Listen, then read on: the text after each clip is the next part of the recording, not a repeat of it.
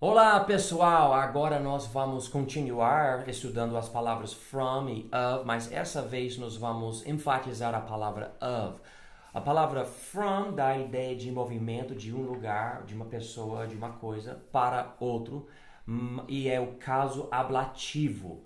A palavra of tem outro caso, né? Que é o caso genitivo e dá a ideia mais de natureza, ou de posse, ou de origem, quando a origem não é, vamos dizer, um lugar que envolve, assim, movimento. Então, e outra que eu esqueci é distinção também, que precisamos enfatizar. A palavra of indica distinção. Quando há um grupo de coisas e você destaca uma coisa no grupo. E nós vamos ver isso hoje. Então, vamos para a primeira coisa que eu falei sobre natureza, posse, origem e distinção. Quatro coisas. E vamos ver a primeira sentença aqui que serve como um exemplo, que tem a ver com a natureza. Então, nós vamos dividir nessas categorias, natureza, posse, origem e distinção. E nós vamos tentar conversar um pouco aqui sobre isso para ajudar vocês a entender melhor o uso da palavra of no inglês. Então, a primeira sentença, Paulo, é a sentença I am of a calm mind. Literalmente, como eu te disse antes, né, nós poderíamos traduzir essa frase ao pé da letra, pelo menos ao meu ver. Eu não me sentiria estranho dizendo eu sou de uma mente calma, ou eu tenho uma mente calma, né? Talvez eu tenha uma mente calma seria mais comum. Mas quando diz aqui eu sou de uma mente calma, né, está dizendo respeito à natureza. Então, por isso que, nesse sentido, of diria respeito à natureza, ou à composição daquele ser, né, daquele caráter.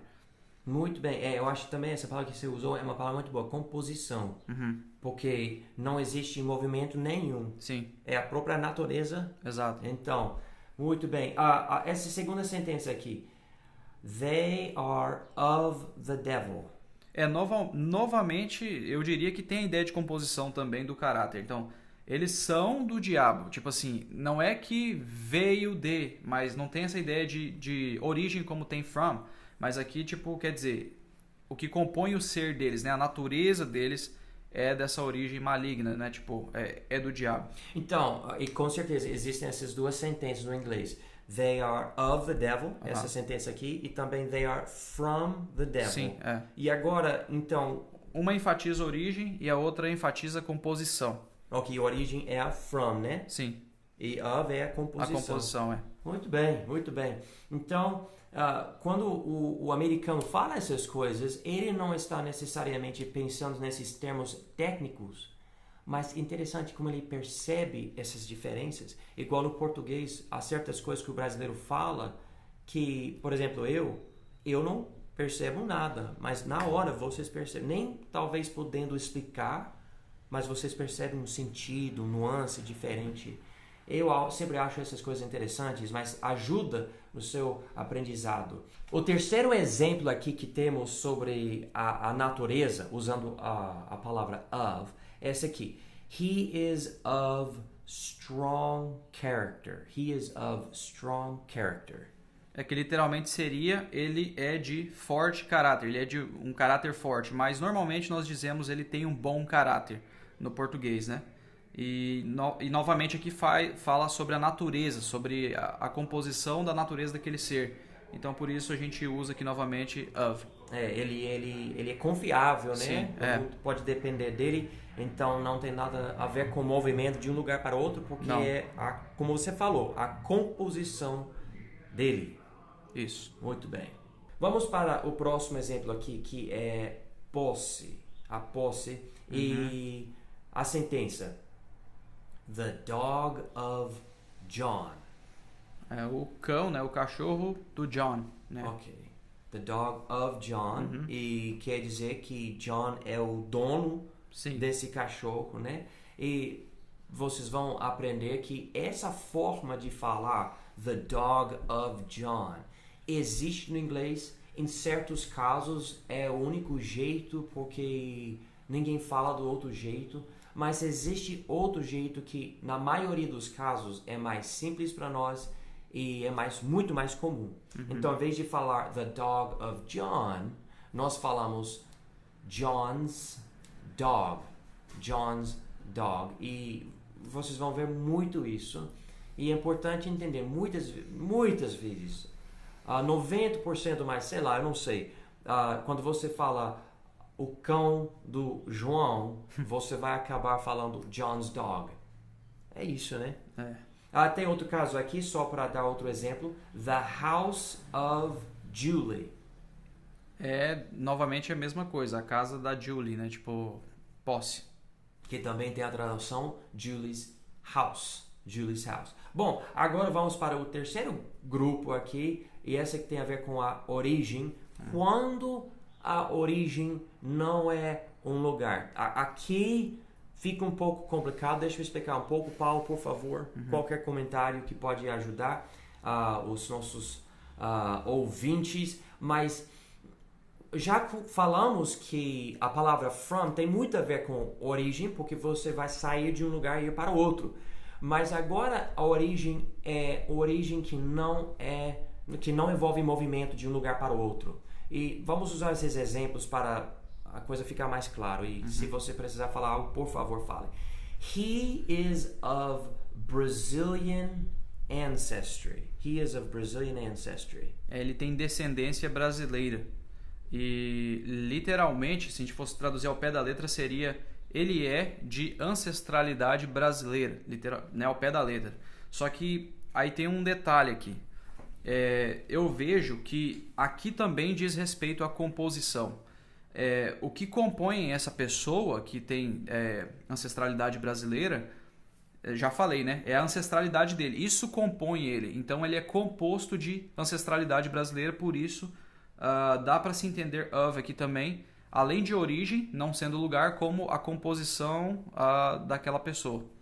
Muito bem. Porque Brazilian Ancestry tem a ver com o Brasil, mas a gente não falou Brasil, a gente não falou lugar, né? Não.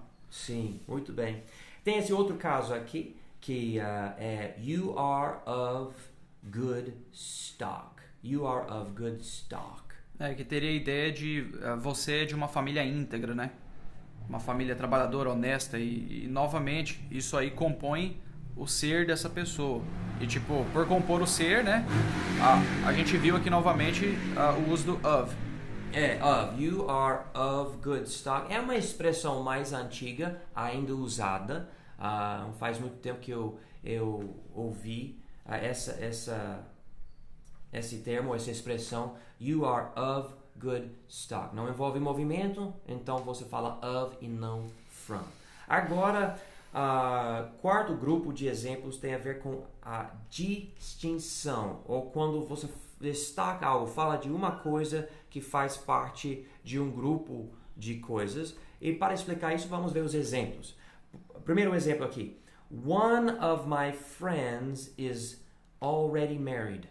Um dos meus amigos já está casado, né? Já é casado. One. Então fala de um, né? Sim. O amigo, mas tem todos os outros. Então a gente destaca e usa a palavra só para ficar mais fácil entender, ao pé da letra seria um de meus amigos já é casado, né? Então, um de meus amigos. O of seria de. Ok.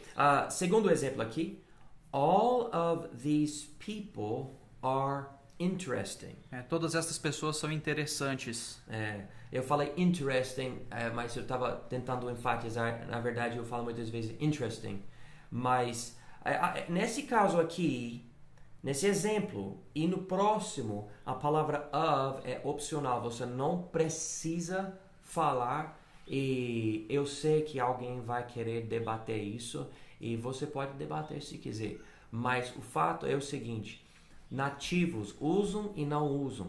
Às vezes querem, às vezes não querem. E é algo tão natural que nem pensa. Você pode falar all these people are interesting ou all of these people are interesting. Não importa. O que você usa é a mesma coisa. Mas não pode falar from. Tem que falar of.